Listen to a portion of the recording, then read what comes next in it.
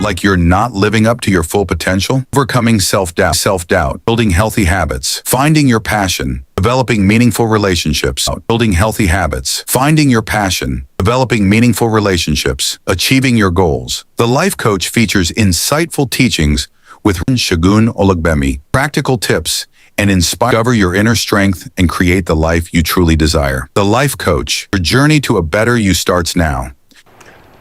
Hello, good evening. Thank you for joining us again on TLC. Now, we started this topic. I really love it.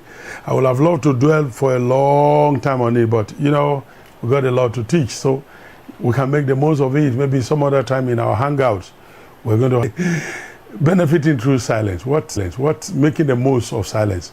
How can we maximally be productive while being silent? That's what we started.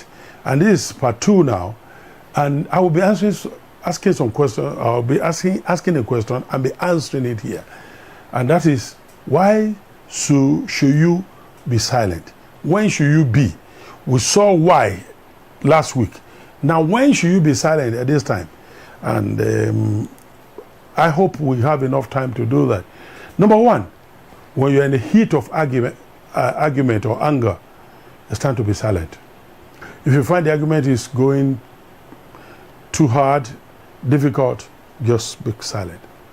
If you find yourself in the heat of anger, you are prone to say the wrong thing, in revenge or in self-defense, be quiet. Be quiet. The smartest thing to do, walk away.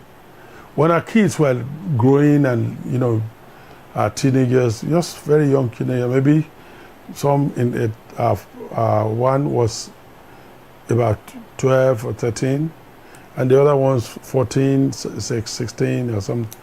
And then, you know, I noticed one day they were having this argument, heat of argument, and they said, oh, this one. I said, proving this. And so they said, what's the problem? They said, oh, it's this guy. He's always trying to prove that he knows another. And I said, okay. So why did you have to all raise a voice? Well, everybody, why did you all raise your voices that way? We just wanted to prove. I said, what do you have to prove? Who is going to get the award? Who's going to give you an award for proving a point? I said, if I was talking with mommy now and her voice is louder than mine, what do I do? What will I do? They say, you be quiet or you just walk away. I said, so when this man's voice was getting louder, why didn't you get quiet and walk away? It's not because you're afraid of fight. It's just that you want to douse the tension. You want everyone's voice to be lower. Do you understand what I'm saying? When you're in the heat of argument or a heat of anger, just be quiet. It's an honor due to you to respect yourself enough to be quiet. Be silent and walk away. Number 2, when you don't have all the facts, decline comments so you don't foil rumors or spread lies. This is what people do a lot. Have you heard? In fact, there are people right now whose pastime on the Facebook, on TikTok, or whatever, they call it story time. And I've seen some of them, and they said, I don't like rumors, I don't like gossip. But I heard that so-and-so did like this. What are you doing? There's something I do as a teacher. When I'm teaching people training, as a trainer, I'm into human resource, you know, I train personnel for different organizations, and I do something like this, or maybe as a pastor, if I'm preaching or doing something, I try to put people on it, and I do something for them. I'll call 4 persons out, and I'll give them a line to repeat, and I'll just say, read this line, read this, maybe 2 lines, read it again, read it the 3rd time. Do you understand? Okay, you have 3 friends here. Don't tell this person, don't tell them I told you. Don't say I said so. Okay, tell the next person, tell the 3rd person, and then I discovered that 100% of the time, I've done it all over the country, I've done it in different parts of the world. Every time, when you ask the last person, what I've said does not make sense. What he will say that I said won't make sense. Why? And I'll come back to the first person, the second, the third, the fourth, they didn't hear anything. They didn't get the message. Then I come back to this man, what did I tell you? He is not even able to recap exactly what I told him.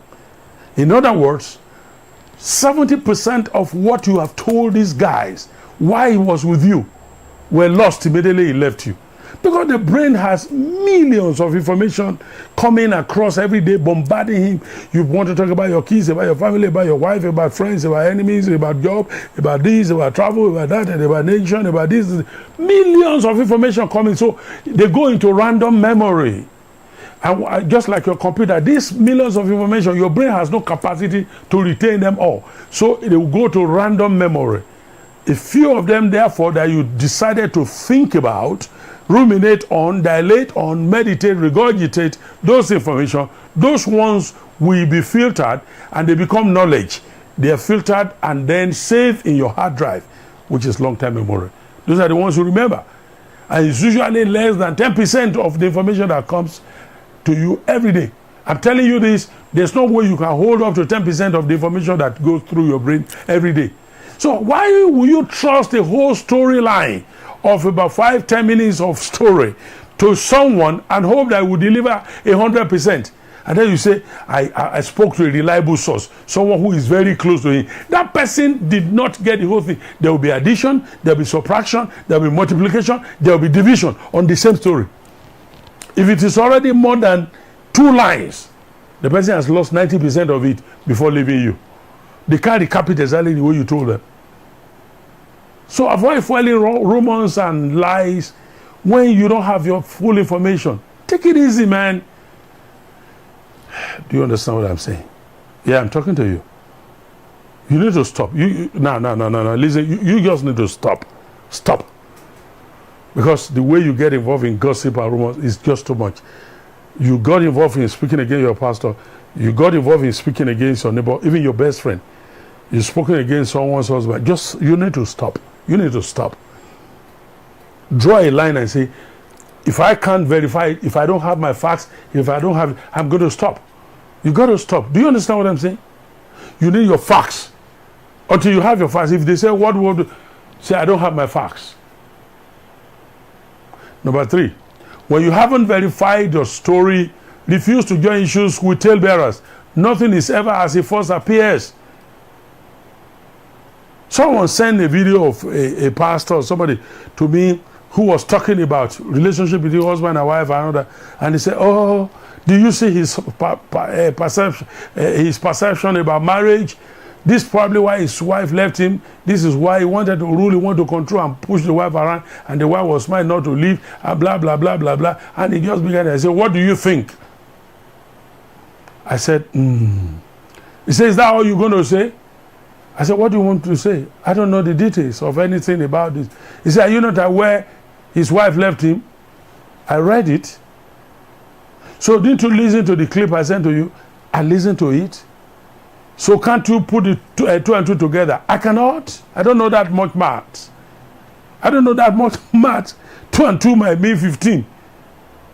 Because it is God who said, one of you will chase 1,000 and 2 of you will chase 10,000. It doesn't add up mathematically. If one is chasing 1,000, 2 should chase 2,000. But God said it to be 10,000. Don't drag me into what I don't know. I'm not in their shoes. I don't know what they've been through. I don't know what it is. I heard him say this. I know what I believe in. I cannot be dragged into their problems. That way I insulate myself against somebody who is going to destroy me tomorrow, because every talebearer comes with news and they go with your news to other talebearers. Those who gossip others with you, gossip you with others. That's the underlying principle. Just learn to be silent. You talk too much. You know, many years ago, I was pastoring some women and, oh, they just talk like canary. You know that bird called canary? Ah, my goodness. And I said to them, are you people, are you not Christian? You talk too much. And they said, and I told them. So they came into church the following night, and I declared for two of them. I said, you guys are going to join me now. We're going on 7 days fasting. And you're not going to eat for these 7 days. Or you do it, and then the last 3 days, no food at all. Only drinking water. And we're going to be praying together. By the time they went for the talk, I said, that is why you need to control your tongue. Just get into fasting and shut up. You need to fast, talking fast. Do talking fast, talk fast. How do I say it? Do fast that requires you not to talk. Is it talking fast? Whatever thing. Take a fast that requires you to be silent for the next 2 days. Number 4. If your words will offend a weaker person, then you are better off silent. Discretion is the better part of valor. Therefore, real strength does not seek to crush the weaker ones, even with their words. Words kill. Words heal.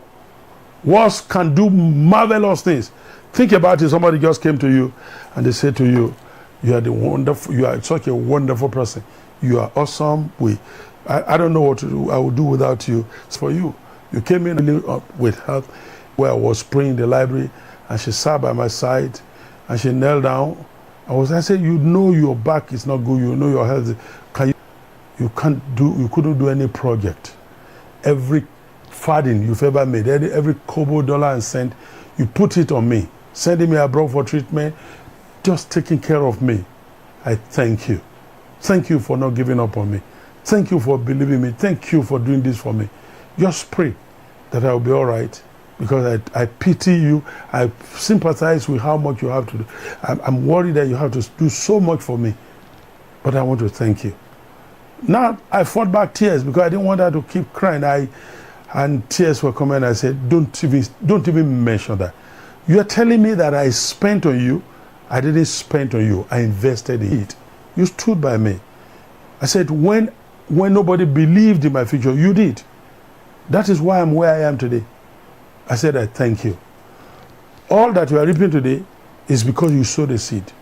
You made a difference in my life. I said, that's it. I said, when I went to marry you, I met your dad. No, your dad never knew any member of my family before he left the world. And yet you stood by me. And you are there. And all my family celebrate you. I said, they celebrate you today because feeling appreciated that she saw the sacrifices.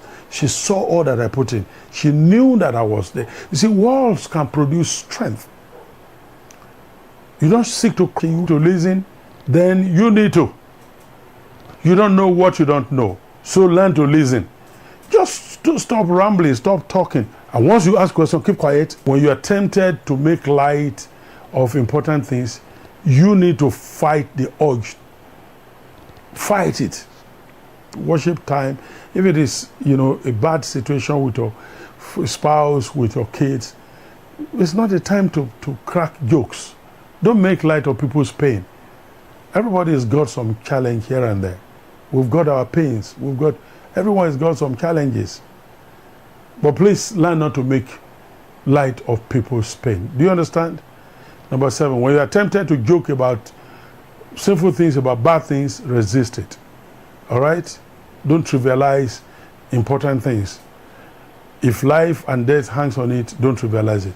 If the future of your children or your spouse hangs on it, don't trivialize it. Number 8, if you will be ashamed of your words later, we throw them around because you can't do that. You can't do that. As I say, I don't have opinion about every issue. If I do have an opinion about every issue, I'm not to volunteer all of them, and I need to process my word. I want to process it, edit my words to make sure that they are edible. That's why the Bible says, let every man I ever met, including my parents, a calamity. My father was a disaster. My mother was calamity. My brothers are affliction. And my friends are living hell. You are the only person, and they have not understood it. They just met only 6 months ago. Wow. And they're saying all this flattery. Wait until you are married for 3 years. Hey, wait until you 5 years. When we see the number of times we separate quarrel, you didn't threaten to sack her or didn't threaten to leave the house. We will now know that we are disaster, and then you are the thing. Everyone that came, my parents were a disaster. My mother was, there's no harmony in my life. It was you that we came in and you beautifully, like a beautifully woven tapestry, you came into my life and you orchestrated all the divine, well done, well done. Just speak all the grammars. After I come and sit down, when you go and climb, most of you think marriage is romance. Marriage is not romance. Dating is romantic. Courting is romantic. Marriage is not romantic. It's the blending of two destinies. It's blending of adults coming together, two backgrounds, two families. Okay? So let's go. Number 10. If the issue at stake is none of your business, then silently walking away is your wisdom. If it's none of your business, it's none of your business. You don't have to have an opinion about everything. You don't have to express one. You don't have to have an opinion about everyone. Resist the temptation to express your views when the subject of discussion is not within your purview. Just shut up and walk away. You don't have to say something. You don't know what you don't know. If it's none of your business, then it's none of your business. Do you understand? Do you know that man divorced his wife? Is that any of my business? What do you have to say about it? I have nothing to say about that. Can you hear what that man is saying? They said he's speaking it. They said that man is doing that. Hey, yeah, let's pray for him. What about so and so? We heard so and so person did. You will be what they are or worse without the grace of God on your life. Can you just take a look at the mirror? We are work in progress. Come on now. Stop engaging yourself and trading in things that you have no business getting involved with. Just keep quiet and walk away. Number 11. When you are tempted to tell an outright lie, silence is a considerable option. In a multitude of words, sin is never lacking, but he who restrains his lip is wise. Is wise. Be careful that you don't put yourself in a situation where you have to lie. If a person wants you to lie, just say, I pass on this one. No comment. Sorry, can you get that question away from me? Somebody, like the American politicians they will say, I plead the Fifth Amendment, which gives you the right not to speak. And you don't have to speak. If the police comes and I did this, he said, I choose not to talk to you. I don't give consent for you to do any search beyond this. Only the documents. I refuse to say anything. Answer me. What I said, I refuse. I do not give consent to anything. I refuse to consent to any conversation.